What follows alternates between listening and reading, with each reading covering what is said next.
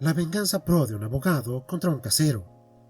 Los caseros son idiotas, en términos generales, todo mundo sabe eso, pero si creen que los caseros residenciales son malos, déjenme decirles que no son nada comparados con los caseros comerciales. Los caseros de edificios comerciales son algunas de las personas más crueles y desagradables que he conocido. Esta historia de venganza es sobre un casero comercial y sobre cómo lidié con él.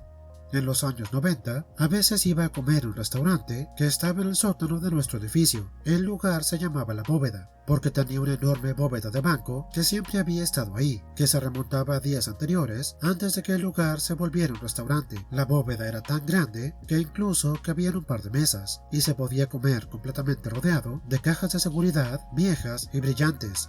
Un día estaba ahí para comer y el dueño me llevó aparte. «El casero me está volviendo loco», me dijo. «El casero vuelve loco a todo el mundo», le contesté. Yo era subarrendatario en el mismo edificio. Compartía el espacio con un abogado mayor, Aaron, y el casero siempre nos daba problemas. Ya había tenido algunos encuentros con él y nos odiamos inmediatamente. En la mayoría de las jurisdicciones, los caseros comerciales no ocupan órdenes judiciales para correr a un inquilino. En cambio, todo lo que tienen que hacer es cambiar las cerraduras, y uno solo se entera cuando llega y tu llave ya no funciona. Cada vez que el casero se peleaba con alguien, lo cual era frecuente, siempre amenazaba con cambiar las cerraduras.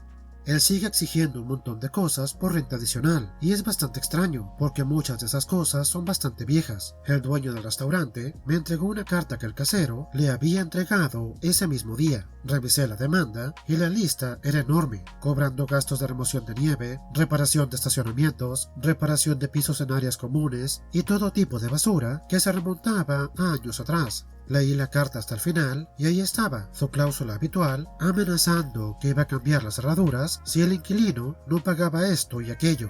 Por la redacción de la demanda, parece que han estado peleando durante mucho tiempo. ¿Por qué esperaste antes de consultar a un abogado? Y él me dijo. Le pregunté a un abogado que conozco y me dijo que era inútil. Él me dio el nombre del abogado, ya lo conocía. Era un tipo que tenía una inmobiliaria bastante mala, que había recurrido a aceptar pequeños casos de asistencia jurídica para mantener las cuentas pagadas cuando el mercado se cayó en 1998.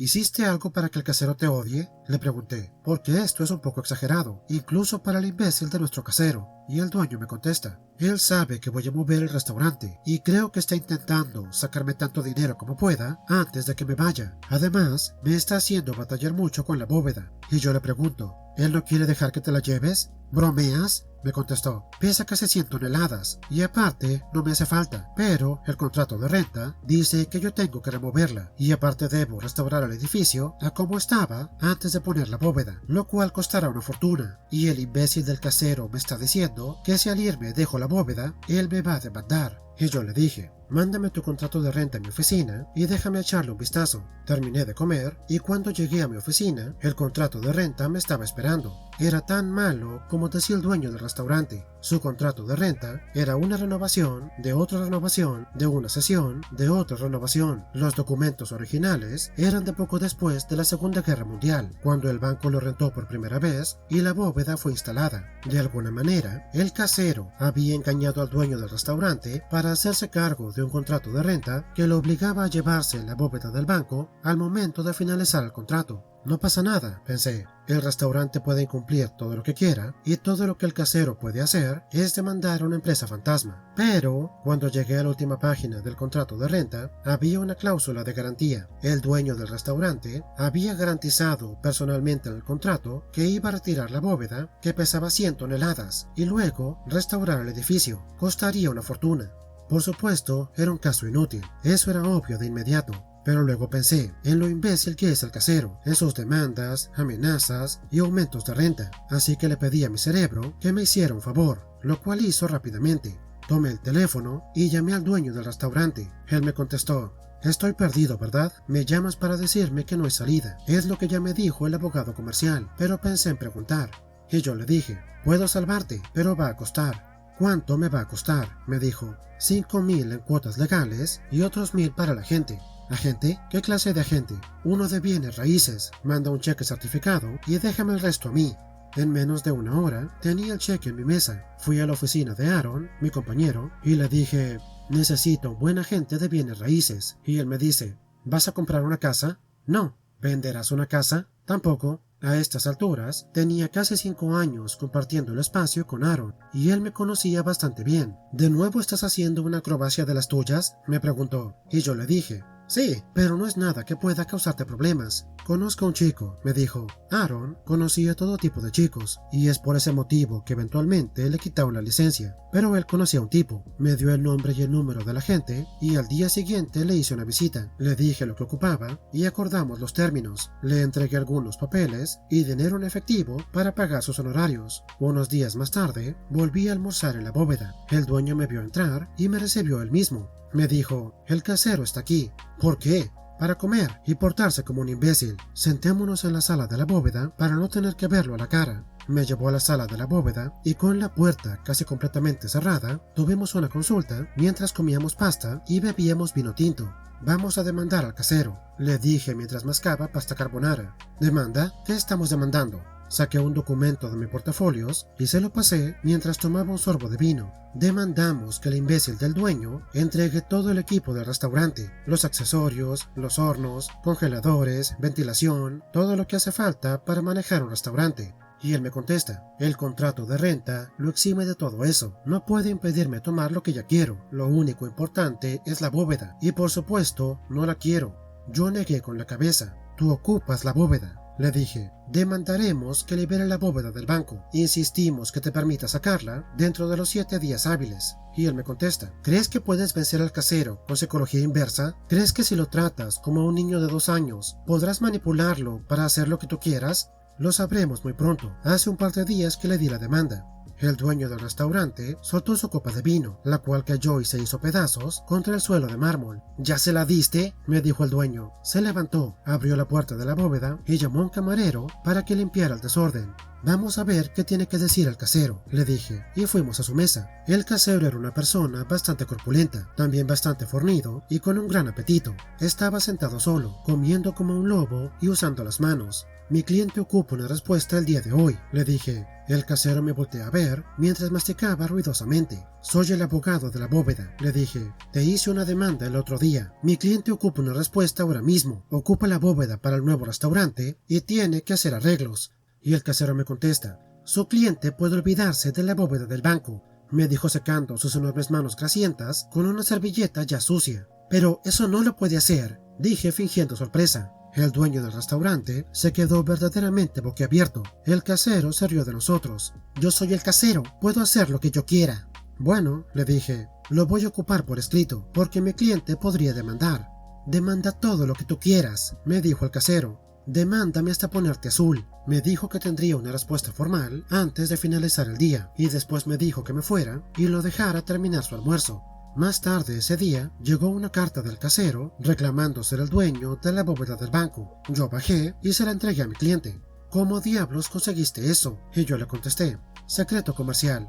Al mes siguiente, el restaurante se mudó y el lugar quedó vacío, lo cual fue una lástima. Siempre me había gustado comer en la bóveda. Ahora el restaurante estaba en una nueva dirección a unos 20 minutos de distancia. El nuevo restaurante todavía se llama La Bóveda y mantiene el mismo ambiente del antiguo lugar, excepto que ya no tiene la bóveda del banco. La bóveda, con sus 100 toneladas, está donde siempre ha estado, en el sótano del edificio, donde yo también soy inquilino. Poco después de eso fui a trabajar y Aaron me llamó. El casero te está buscando, me dijo. ¿Ah, sí? ¿Qué pasa? Está realmente enojado. Dice que su trato fracasó. ¿Trato? ¿Qué clase de trato? Se suponía que iba a rentar el piso de abajo a un nuevo inquilino, una especie de banco o unión de crédito, algo por el estilo. Se supondría que vendrían hoy para firmar el contrato de renta, pero no aparecieron. Y yo le contesté, ¿y eso qué tiene que ver conmigo? Y Aaron me dijo exactamente lo mismo que el casero cuando pudo localizarme un par de días después. Sé que tú estás detrás de esto, dijo con la papada temblando.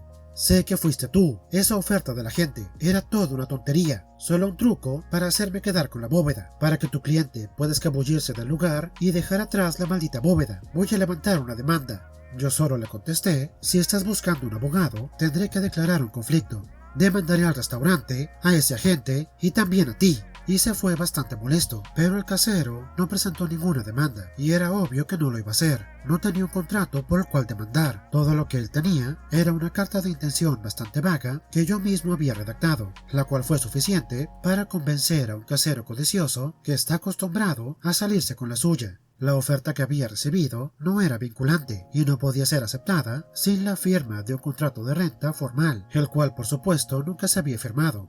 Un año después, cuando dejé de compartir espacio con Aaron, el espacio del sótano todavía estaba desocupado, con un triste letrero de ese renta pegado en la ventana, el cual ya empezaba a verse descolorido. Y es por esto que siempre tienes que leer un contrato bien antes de firmar nada, especialmente la letra pequeña. Luego no sabes a qué te comprometes. Por fortuna para OP, la codicia hace que la gente sea fácil de manipular. Y qué mejor forma de convencer a alguien de pelearse por una bóveda de 100 toneladas que hacerle pensar que otra persona está dispuesta a pagar mucho dinero por ella. Y si a eso le sumas el "ahora exijo que me la des" de la demanda de OP, era imposible que ese casero no se aferrara con quedársela. Bien jugado, OP, muy bien jugado. ¿Robas muebles? Haré que casi pierdas tu empleo. Entonces, mi padre es el dueño de una casa que ha estado rentando desde hace algún tiempo. Los inquilinos que han vivido ahí, en su mayoría son buenas personas, gente decente, a las cuales mi padre consideraba dignas de confianza. Todo esto cambió 2 meses después de empezar a rentarle a un par de nuevos inquilinos, cuando estas personas no pagaron la renta del mes. Mi padre se mostró algo indulgente y les dio un mes más para pagar lo adeudado. En ese momento, mi padre ya estaba harto de la situación y al haberse quedado 2 meses sin el dinero de la renta, les ofreció un trato: salgan de la casa lo antes posible y luego solamente paguen la mitad de lo que me deben. Pero ellos contestaron con una oferta diferente: dejarían la casa limpia y dejarían todos sus muebles como compensación. Mi padre, queriendo librarse de ellos, acepta el trato, hasta que mi padre va a inspeccionar la casa y la encuentra hecho un desastre, con todos los muebles desaparecidos. Incluso muebles que eran de mi padre también se los habían llevado. Habían dejado un par de sofás que eran de él, pero los habían arruinado y abandonado en un cobertizo.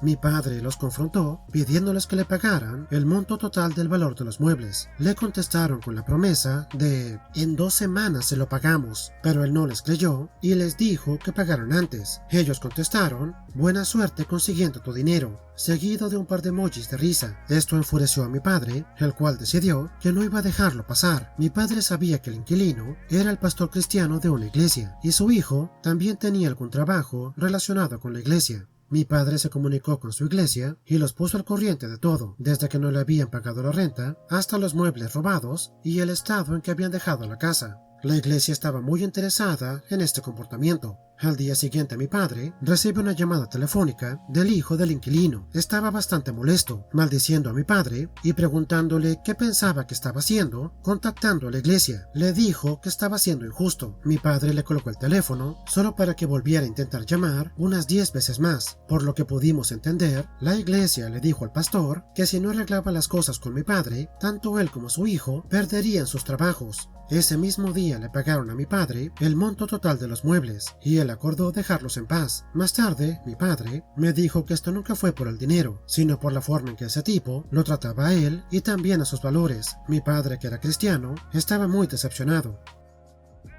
Lo peor de todo es que normalmente es la iglesia la que paga el alojamiento de los pastores, lo cual significa que este tipo, y posiblemente también su hijo, recibían dinero de la iglesia para pagar la renta, pero simplemente se lo embolsaban. No es muy cristiano de su parte, y eso sin tomar en cuenta los destrozos y las cosas robadas. En serio, es por inquilinos como estos que hoy en día hay muchos caseros que piden depósitos de seguridad.